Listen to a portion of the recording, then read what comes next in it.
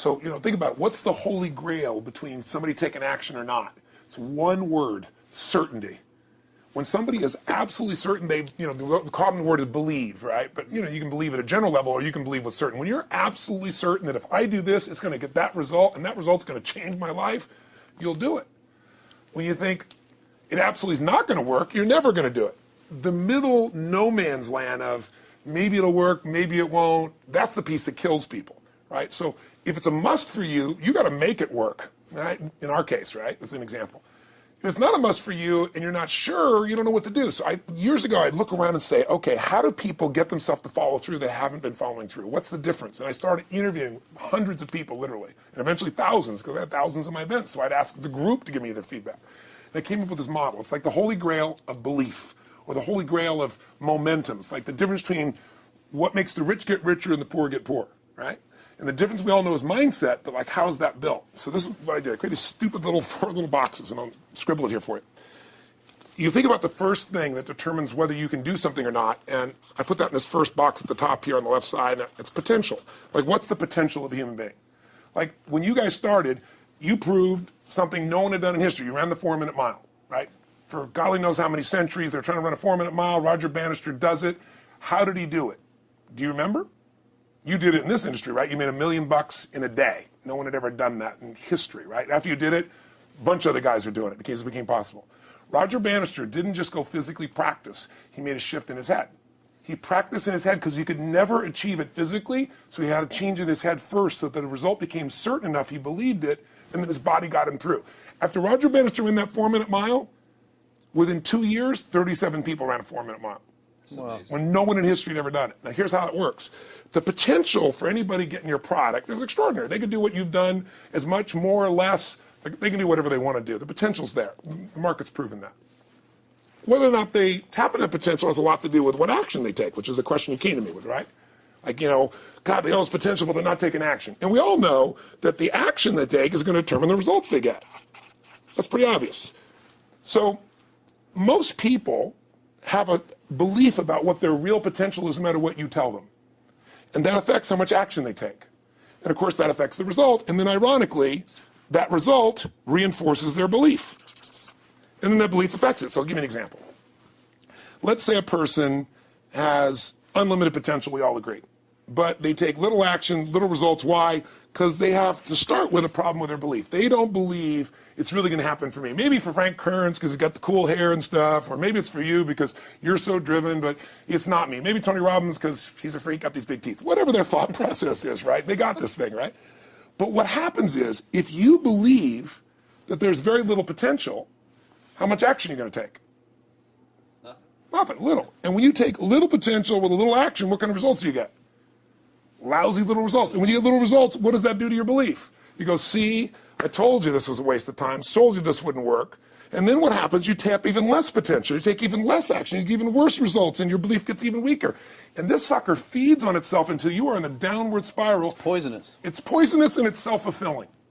Now, what if something could happen that could come along and fill you with a sense of absolute certainty? Not like I believe, but where you know. In you guys' case, mine as well, we knew because we had to. Because we burned the boats. There was no other option. We had to find a way. We weren't going to live that way. We all did it in different ways and for different reasons, but in essence, that was it. If you get yourself in a state of certainty that this is going to work, I'm going to find the way, and if this doesn't work, I will make the way, then you tap a lot more potential. And when you're certain in your potential, you take massive action. When you take massive action, you really believe in something, you get great results. When you get great results, your brain goes, see, I told you I was a stud. I told you this thing would work out. Now you're even stronger. You tap more potential, take greater action, greater results. That's how you went from $300 in a week to $2,500 in 5 days to $100,000 in a month to $1 million in a day. Same thing with you. And we get momentum. That's why the rich get richer and the poor get poorer. Now some people go out and they go, well, I'm going to take a bunch of action. All right, I'm going to open this product. I'm going to try it. And they'll say to you, I even did it. But it's like a salesman who goes and knocks on the door, and he knocks on 100 doors and says, you don't want one of these, do you? Yeah, exactly right. And even if he doesn't say it verbally, his face says it because he doesn't believe it's going to work. So his voice, his body, the execution is so weak. Maybe if he talks to 100 people, somebody's going to buy out of pity. They don't want his kids to starve, right?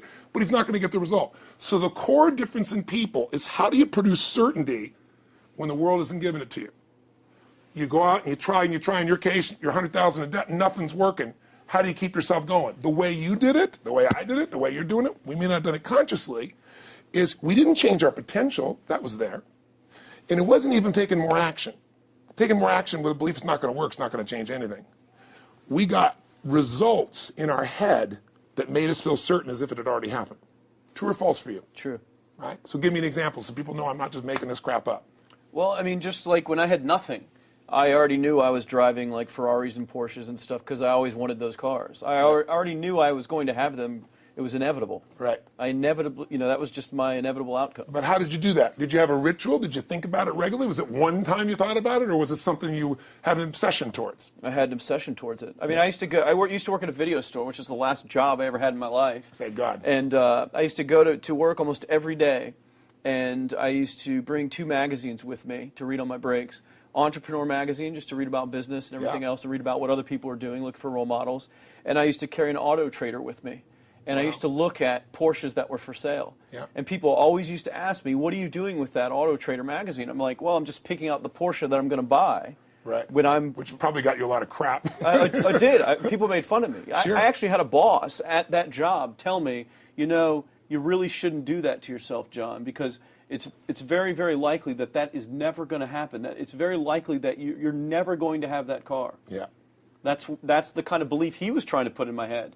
And I was like, no, you don't realize that it's inevitable that I will drive here sometime in the near future with that car when I'm not working for you and drop movies off for you to put back on the shelf. And that actually happened. And it was one of the most fulfilling days of my entire life. And the great thing was when I pulled up in this car, I was in my mid-20s, a car that most mid-20s. What kind of car was it? It was a Porsche 911 Turbo. It was a convertible and everything. It was a beautiful car. It was one I always dreamed of having. But, for a few years, I always circled the ads of which ones I was going to buy. Well, when I finally got it and I pulled up at the store, I had all these people, some people that were still working at this $7 an hour job were there years after I left. And I'll never forget this, even the boss and stuff, and the reaction of the people was like, wow, that is awesome. Yeah. Is that your dad's car? And all I said to them was, not exactly. Good for you. And I just smiled and just left. But it was, it's the weirdest thing, but I just knew it was going to happen. But you knew it because I conditioned myself to you did it over and over again. When I was in high school, I was not a popular kid, but I was passionate and intense, and I'll never forget. Some particular girls gave me some crap, and a guy too. And I wrote in their journals or their annual yearbook at the end, I wrote, someday, I said, you treated me like hell. Someday I'll be rich and famous, and you'll be an effing truck driver. And you'll be sitting there, I'll be with with this beautiful woman of my life, rich, and you'll be watching me on television thinking, you wish you would have treated me better. I actually wrote this shit in people's annuals because I went to a 10-year high school reunion when the people showed me this stuff, great. right? But it's like, I burned the bridges, baby. I was like, this is how it's going to be. So I'll give you a perfect example of this. They did studies, many have been done at this element, where they want to say, how much does the mind affect performance? So take basketball. And I've worked with a lot of NBA players and turned them around, and one of the problems many of them have is they'll choke on the free throw line.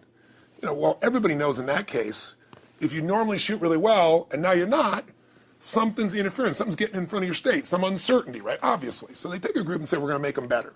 How do you make somebody better who has got this mental block? So they take a group of guys and they're going to do free throws, and they do one group where they just practice for 6 weeks. Totally intense practice, and I forget the number of free throws, but they got to do this many free throws every day.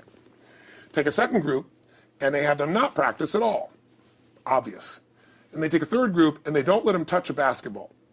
All they do is have them practice in their mind, but the key is it's not practice makes perfect, it's perfect practice makes perfect, as corny as that sounds. So these guys see themselves making the shot every single time, conditioning their mind and body that it's perfect every time. They're not interrupted by a reality that would screw with them.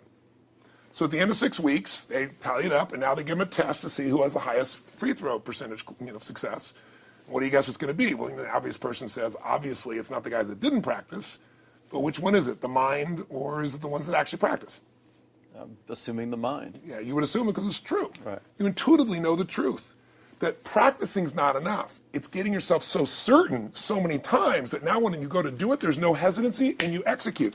It's having that absolute certainty that makes you tap your full potential, take massive action, get massive results, be reinforced to having stronger belief. This is what makes somebody a star at anything.